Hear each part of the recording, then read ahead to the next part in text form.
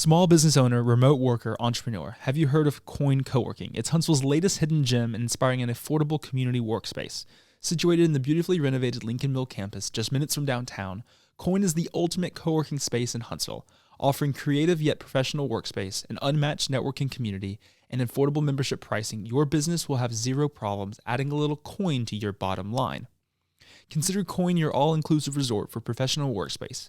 You simply pay an affordable monthly membership and you unlock amazing amenities, including professional, modern, and complete workspace, team meeting spaces, air printers, copiers, and scanners, Google Fiber Wi-Fi, locally sourced drip coffee, and so much more.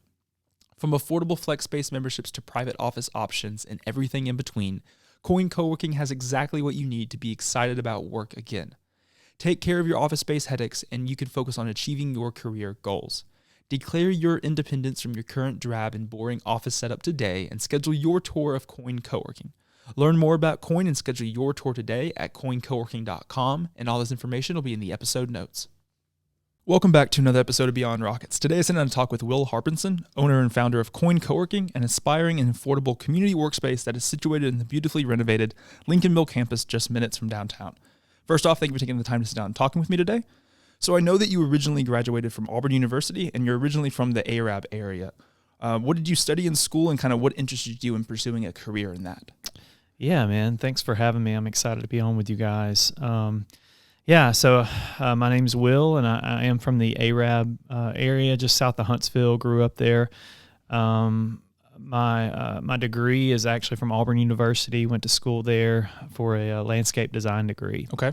So what sort of interested you in pursuing that, and kind of what was your sort of career goals, or what did you hope to do for work after you graduated? Yeah. So I feel like, as any college student would be, that can go back and forth, right? But I really, honestly, looking back over my childhood, I loved being outside. I loved kind of working with my hands type thing.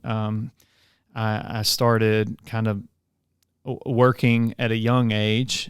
So I did the sports and that kind of stuff too, but I really gravitated towards landscaping through high school. I bought an old mower and a trailer. Once I could drive, I started cutting grass. And really, honestly, that developed this desire to kind of start my own business and do my own thing. I wasn't always the one. I did okay in school, but I really didn't enjoy it. But I knew I wanted to go to college, and so I was passionate about landscaping at that point. And I was working with a landscaping company, so I was like, I think I can do this. I can go to school for this, and maybe actually enjoy what I'm studying. And so, yeah, that's kind of what got me down to Auburn and pursuing that degree and that career. Did you end up doing that, I guess, once you graduated from Auburn, did you come back to Arab and just continue to kind of get a job in that sort of field, or did you kind of pursue a different sort of career when you came back?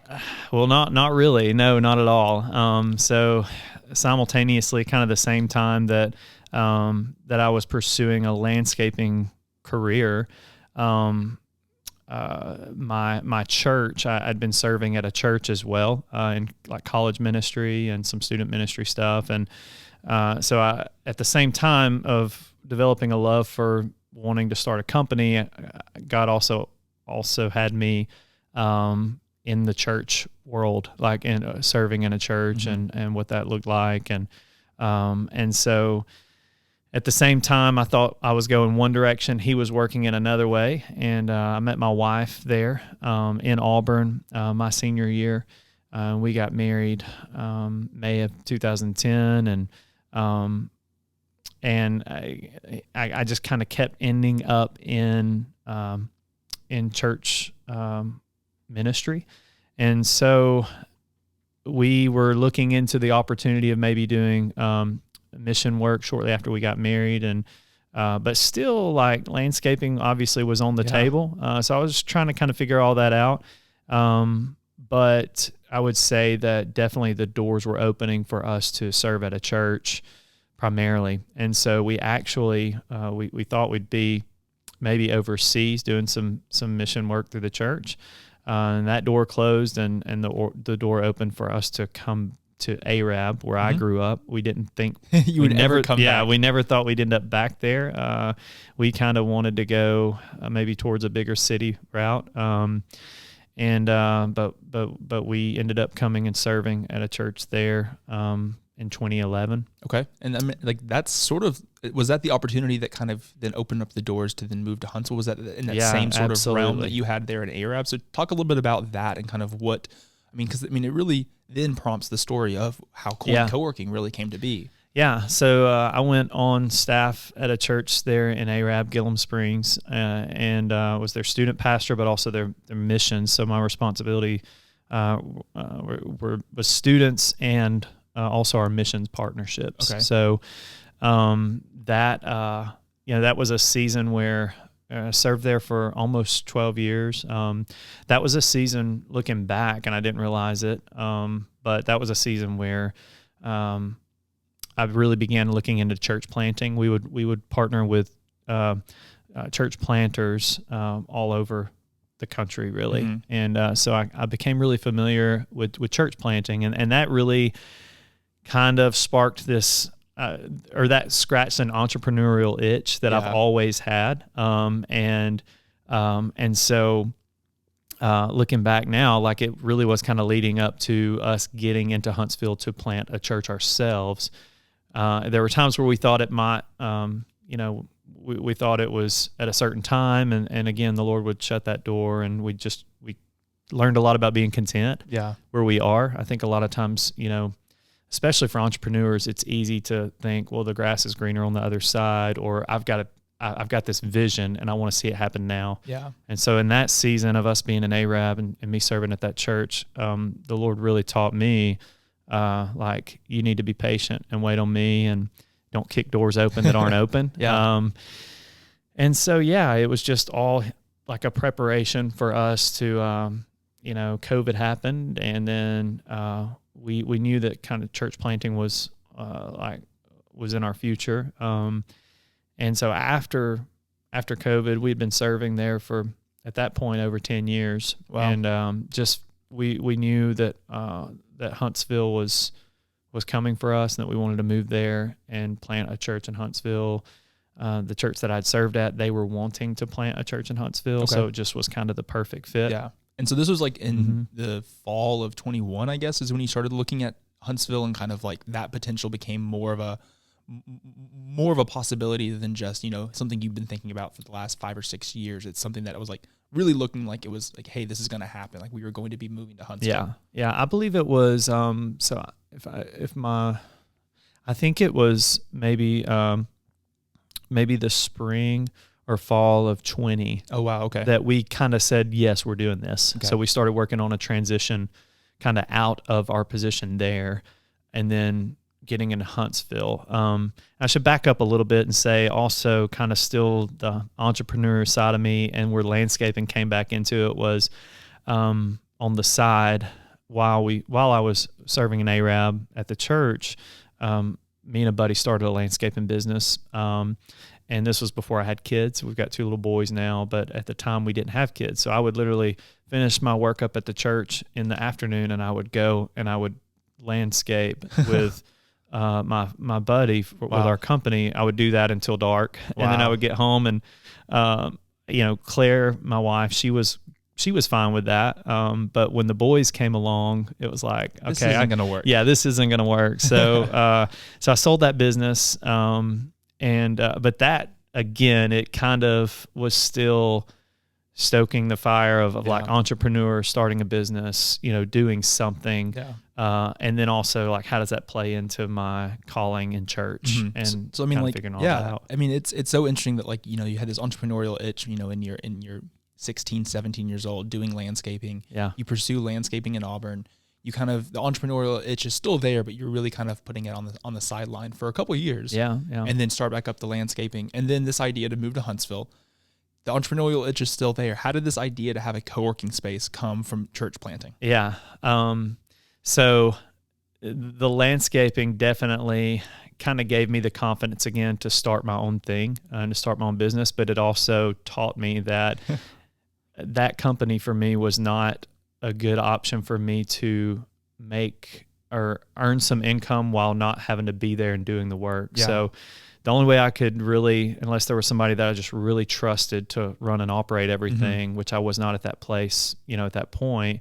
I mean, my friend was actually doing it and doing a great job. I ended up selling him the company, but I knew that like if I wanted to run and operate something, I needed to think through like, okay, how can I create something where I don't have to physically necessarily always be there doing the work to earn the income, if that makes sense. So I guess kind of a supplemental income type idea.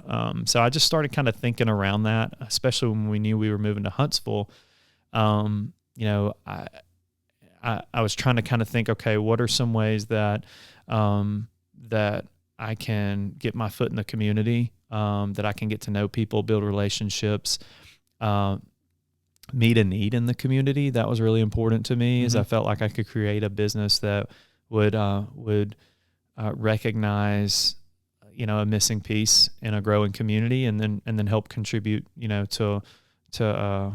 to fill that hole. You know? I mean, did you have experience in seeing and being a part of other co-working spaces, or did you just kind of see, hey, the Huntsville's growing at this point? Co-working spaces are this idea of co-working has become much more of a thing after COVID. Yeah. And you were just looking around, and there really wasn't something that you saw that was filling that need. Yeah. It was I definitely didn't have experience in it. Okay.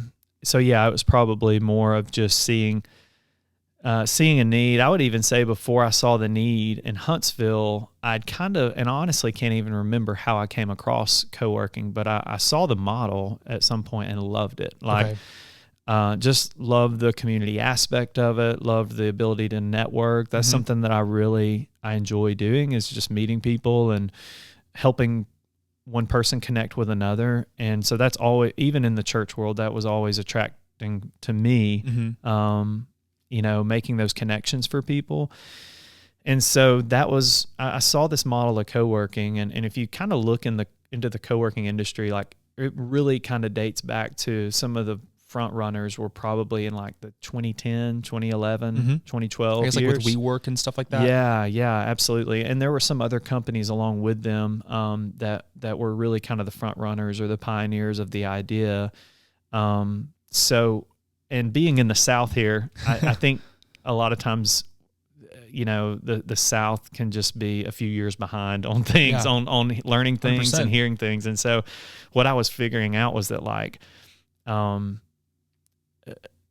Huntsville, the community, had not really latched on to this idea yet. For sure. There were a few people doing it. Yeah.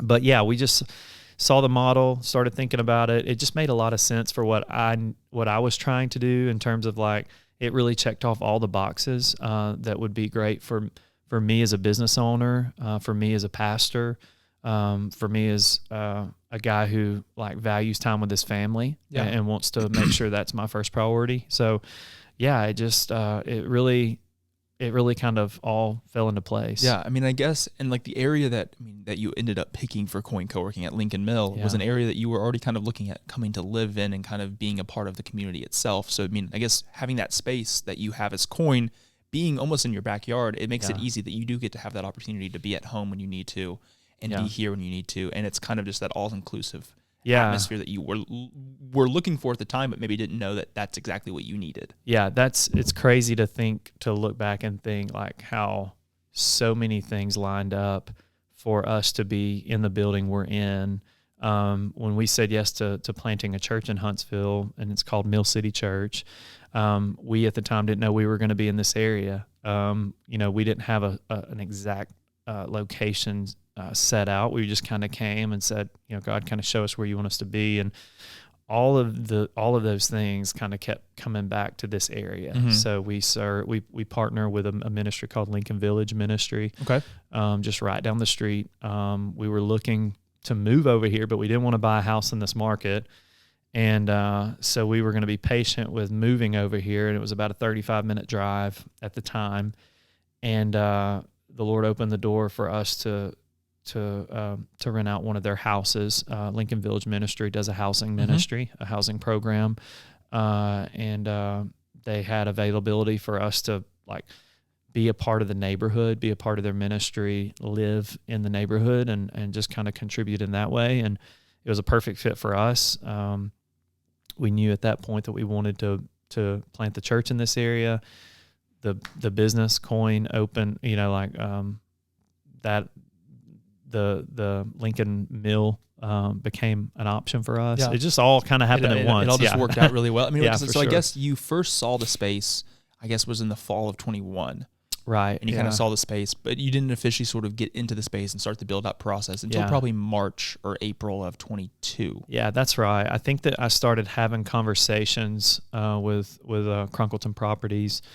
I'd never seen this space or this building. I grew up not far from Huntsville. Like we came to Huntsville if we wanted to ever do anything, but we never really came to this side of town. 100%. Like, I wasn't really familiar with I was more familiar with like the Madison side of Huntsville. Oh wow, okay. Not so much the east side, and so, or downtown area, and so I just wasn't familiar with it. But the cool thing about it is, like, for years, Claire and I have always just been really attracted to downtown Huntsville and everything about it. It was the bigger city feel that we were attracted to, and just kind of having everything around you. But I just didn't know a lot about it, so I think I saw a social media post. About Lincoln Mill. And so I started looking into it, and I was like, man, at that point I was trying to kind of keep my eyes open for some space, for a co-working space, and saw that. And I kind of tracked down their number and talked with Eric St. John. And he said, I think we've got a couple of options for you if you want to take a look. And that's kind of what led to that. So I mean, that build-out process, I mean, the space itself at Lincoln Mill, anyone that's listening, I mean, that's actually where we're recording the podcast. That's where my office is at. Yeah. I'm on the first floor. The Coin Coworking is on the second floor. Yep. But the space itself was pretty much a blank canvas when you got it. So how long did that build-out process from when you started in April to when you were actually officially able to say, hey, we can start taking membership and kind of occupying the space that you have dreamed of creating? Yeah, so we started kind of drawing up things and trying to figure out what we wanted it to be. As soon as we committed, I think we verbally committed in like November. We signed a lease, I think in January or February. And then, the red tape that comes with like getting contract work started. So it wasn't until April that we broke ground. But yeah, it was just a blank canvas. We loved, if you've ever been in the building, it's just an old restored mill. So it has the huge windows, ton of natural lighting. If you're familiar with the WeWork concept in New York, which is one of the first models of co-working that I saw, and started looking into and researching, like it has that style, it has that feel. And so as soon as I walked in, I knew that, like, I was like, okay, we can make this a really cool space. We knew that to generate the income that we needed to float the business, that we needed private offices. And this was not that. It was just large. Big room. 4,000 square feet with a little break room off to the side. And so we knew that we'd have to build out some offices. So that was kind of step one. So we built out 6 private offices, 3 on each end. And the cool thing about them is they're pretty large offices, but they each have a huge window. Yeah. So it's a ton of natural light. And one thing I'm learning is that office space in Huntsville is hard to come by. It's getting harder and harder. Office space with a nice view or natural sunlight with a window is even harder to come by. So that was like, that was a huge thing for us. We built that out, and then we just kind of built out the space around it, kind of kept it as open as possible. We put glass fronts in for the offices, just to kind of keep it as open as possible. We didn't want to close in the room. We wanted to just keep it like it was, the best that we could. And so it was kind of a whirlwind. We did that for a few months, and it was at times felt like watching paint dry. And I had a guy reach out to me. It might've been July, that was like, hey, I'm working at home and I just need to get out of the house. Like Yeah. he's like, and I was like, well, we have construction going on. Like and he was like, man, I don't care. Like it's better than just being at home. So probably illegally, but he was our first member. First member. Wow. But you know, so he was very flexible with us. There were literally times where I was like, hey man, we've got mudding and painting going on today. You'll need to be out of the, you know, and he's like, oh yeah, no worries. So, wow. But he's a good friend now. And, he was really kind of the first one who took a chance on us. And then we were probably at that point ready, like to start advertising and taking on members probably in August or September of 22. Okay. Yeah. I mean, and it's interesting too. It's like, I think probably maybe, I'm trying to think, it's probably in 21, probably in the fall of 21, maybe August or September. I actually went up to that space that you now have. Yeah. And was recording videos for somebody and using it. And like, I like brought up all my gear and like had my microphones and had lights and did something. And it was such a cool thing. Cause I was like, oh, like this space is awesome. Like y'all have to see this space. And then I remember the day, like I went up there and like, I couldn't get in. And I was like, huh, I guess someone's coming up to this space and moving in. And so it was like, and at that time, I mean, I've been in the mill, I guess 2 years this month in May. And it's for the first probably year, all of the rest of 21, and then pretty much all of 22, it was a constant. Here, it's as a whole was just a constant construction site. Yeah, it seemed like it. Like we're in the office buildings, and I guess now it's kind of slowed down a little bit. But for a while, it was always new people coming in, and so it was super exciting to see that.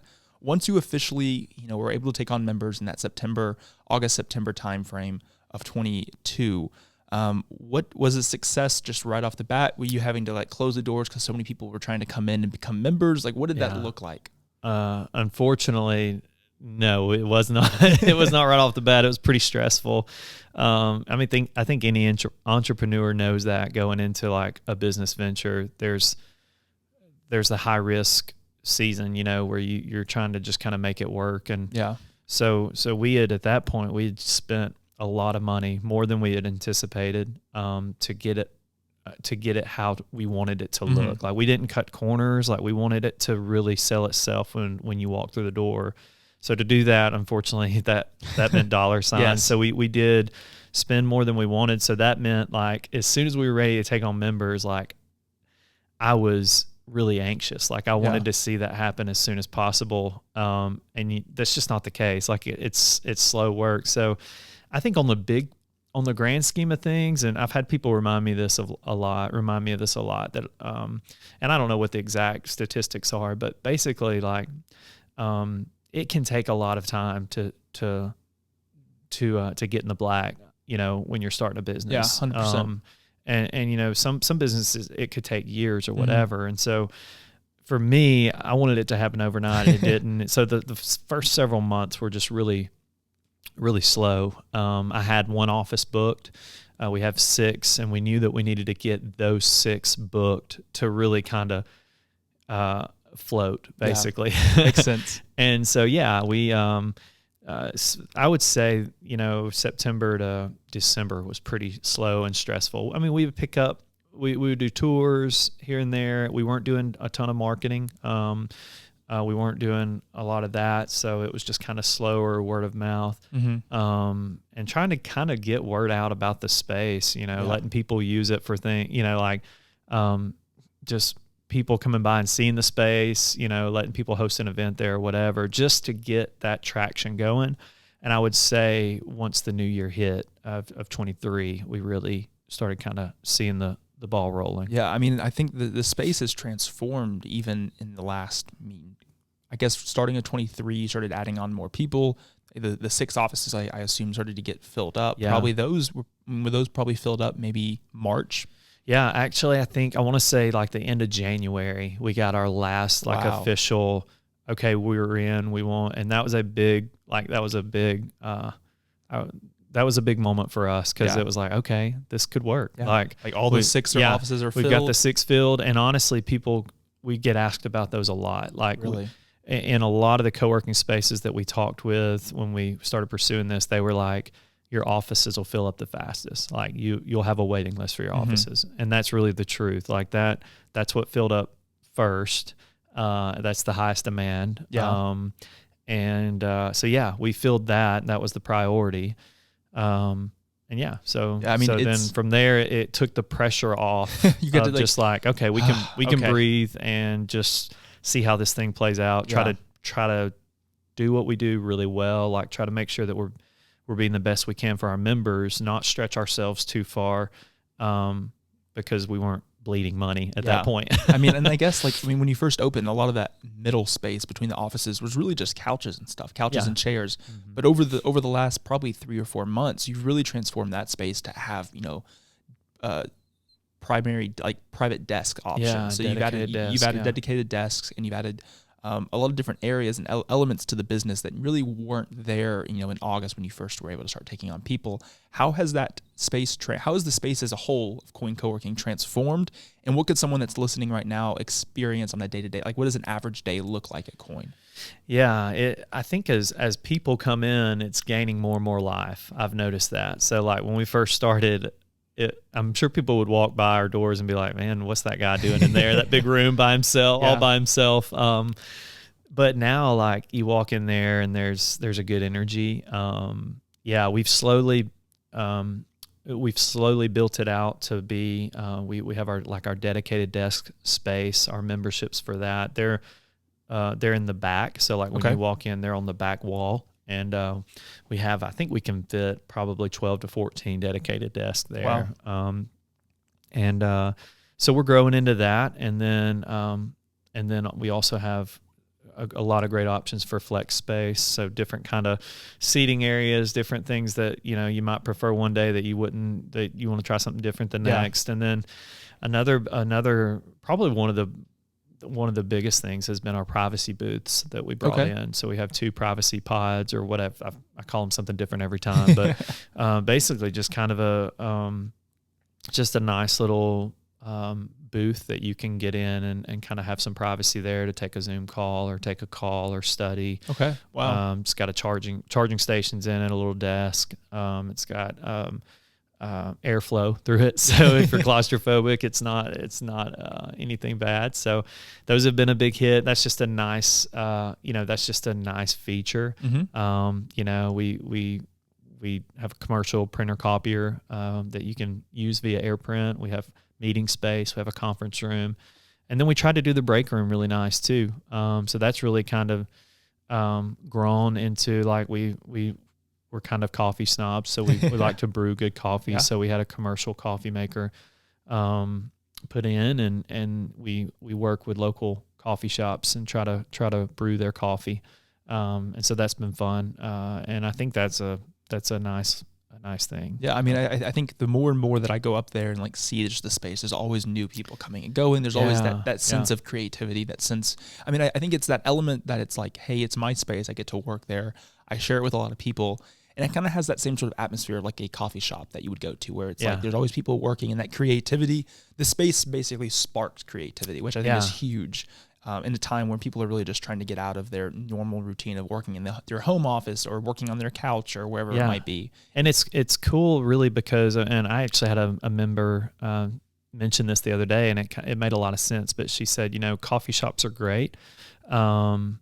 She said, but even coffee shops sometimes can be a little distracting. Like there's a lot going on. Yeah. People are coming and going all the time. And she said, this is great. Like coming into Coin is great. Having this as an option is great because I can focus. Like when you come in,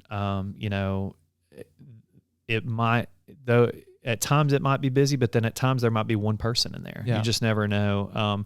But even when it's busy, it's big enough. It's 4,000 square feet, so it's big enough to not feel that way. For sure. So it's kind of the best of both worlds. There's a good energy to where you feel like you're working in community, but you also can find your privacy, that you need. And I get really distracted when I'm working, so I can relate to that. That like, coffee shops are great, but this seems to be kind of the middle ground option for people who don't want to fool with getting an office or 100%. leasing an office or even don't want to work at home, but they don't want, so it seems to be a good fit. I mean, you've had a lot of the coin itself has really had its growth over this year, over the last 5 months is kind of when you started to see that pick up over the last even month or two, when you're starting to see, hey, I'm doing more tours on a weekly basis. I'm getting more members on a weekly basis.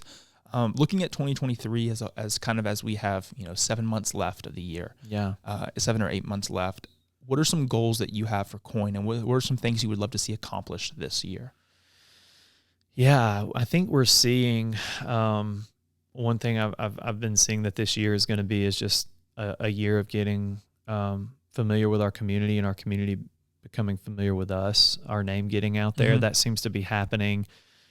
Like you said, especially in the past month or two, that's kind of, that ball is rolling faster and faster to where people are starting to hear about us. And so, I think this year we just really want to establish ourselves as really the best option for a quality co-working space. We kind of have a unique brand. We kind of have a brand that bridges the gap between like business professional and creative. For sure. And so if you look at our membership right now, we have it across the board. I mean, we have creatives. I was literally in there this morning and two like marketing companies, creative graphic designers were like collaborating and talking and talking about projects and stuff. And so we have that, but we also have like architecture companies, interior design. We have a lawyer. We have realtors. So we have some government companies. So like Huntsville Magazine is in there with us. We love having them. So it's just across the board. Like I think that's our goal this year, is just for us to establish. Any new business has this season of kind of figuring out its identity. You know what I mean? And so that's really kind of what we're still trying to make sure that we focus on. We don't want to a lot of times as an entrepreneur, your desire can be like, you see 10 years down the road. That's what entrepreneurs are good at. Like the big picture, the vision, the dreamer. And so sometimes you can get ahead of yourself on that. So we're trying not to get ahead of ourselves. We're trying to kind of focus in on this year, just growing at a healthy rate, to where our members are taken care of. They love being there. They love, they love the community aspect. They love the ability to be able to focus and work. So, I would love for us to get to a point of capacity. I don't know if that'll be, this year, or if it'll be maybe next year. But we'll see. I mean, it's crazy just to see, like those first few months were tough. I mean, you didn't really know what to expect. You had no sort of gauge on what this would look like. And there's not enough examples in Huntsville to say, hey, I can reach out to this person to see what they looked like, what their business model was like in the first 3-6 months. But I mean, you're not even at a year from when you officially were able to take on members, and you're already seeing this sort of traction, which is just incredible to see. Looking at at your entrepreneurial journey as a whole, from when you were starting as doing landscaping in high school to doing landscaping with your friend, and you had the company and you ended up selling it, to now doing entrepreneurial ventures at Coin Coworking. What's one lesson or one thing you wish you would have known when you first began this journey, either at Coin or just your entrepreneurial journey as a whole? Oh man, there's probably a lot of things. I think one thing that there are times where I wish I would have done a better job of. One is being patient. Yeah. You can have a dream or a vision for something, a business or an idea, and that nothing comes of it for 10 years. You just never know. Yeah. But a lot of times, myself included, as entrepreneurs, we think of it. If it doesn't happen immediately, we erase it. We move on from it. Pivot and do something different. Pivot and do something different. And that's okay. Like that, good things can happen from that. But I think also, like in a time where this goes again, and this really pushes against like the temptation for us as humans and the world that we live in of like instant gratification. I think there's a lot that can be learned from just being patient. and just trusting, that, hey, if it needs to work out, the doors are going to open that need to happen for it to work out. Yeah. Now, that sounds really good for me to say that, but I did not live that way. I wanted things to happen. And my wife, Claire, she still does a great job of like talking me off the edge of cliffs all the time of like, hey, why don't we just pause on that for a little while? Or why don't we pray on that? Why don't we? So yeah, looking back, I would just say, patience, but then also I would say, listen to the people that are in your circles, like the people that you trust, the people that know you well, like listen to them when you're going through the process. For me, for Coin Coworking, I knew that it was what we needed to do because one, my wife was on board. Like we were on the same page with it. She's not a risk taker. Yeah. And she's going to be more the conservative, like, let's just not rock the boat. Like things are fine. Let's, we're floating. We're okay. Like, let's enjoy the view for a second. Absolutely. And she would tell you that I've had some crazy ideas being an entrepreneur over the past that I never followed through with because she would be like, let's just, let's not do that right now. Yeah. When she heard this, like when we started talking about this idea of co-working space, like she loved it. Like she had a piece about it. She felt really good about it. And I knew at that point, I was like, okay, we might be on to something because we're on the same page here. 100%. And I think that's the most important thing is that you're on the same page with the people that you love. Her dad is my father-in-law is a financial advisor. He's retired now, but very successful financial advisor. But he's very conservative, and he's not a risk taker. That's where she gets it from. He loved it. Like he was like, yeah, that makes a lot of sense. Yeah. And then other people, like everybody that we talked to about it that we knew and trusted, we weren't getting any major red flags or anything. Yeah. I think that's like, as an entrepreneur, it is very easy to, hey, I'll try this. If this doesn't work, I'll pivot and try something else. And sometimes it's not necessarily that the idea that you're doing is bad, but maybe the execution of that idea was not the best it should be. Yeah. And so sometimes I think too is like, it is okay to pivot. And if you're listening and you're an entrepreneur and you're in it all the time and you're thinking all these different ideas and you're trying new things and it just not seems to work, maybe then think backwards and think, hey, is the process of which I'm trying to execute, maybe the process is wrong. Yeah. Like the idea could still be a fantastic idea. And you maybe don't have to pivot off of it, but maybe the process and the steps you're doing to execute that is just not the right steps, or maybe the right order, or whatever it might be. And I think a big thing that I've learned is that really most anybody that you see either on social media, either friends of friends, connections on LinkedIn, whatever it might be, you can often just send them a message and ask. Like they're not. I mean, that's the whole way that Beyond Rockets even started. Was just like, I'll send someone a message that I think would be cool to talk to, and maybe they'll respond. Yeah. And most of the time they did. And if they didn't, like, maybe they'll come back around later on. Like, so I think just asking people for help or asking people for guidance, most entrepreneurs are really willing to kind of give you their insight. And I think that's a huge part that can really help any entrepreneur listening at any stage at any stage that they're at. Yeah. Looking at your sort of this journey as a whole with Coin and kind of with everything else, how much of your success would you contribute to being in the right place at the right time, and how much would you contribute to your hard work? I've heard people answer that question a lot in the world of like entrepreneur minds, I guess. I don't know, like podcasts and stuff like that. Yeah. I first and foremost, like I truly do believe that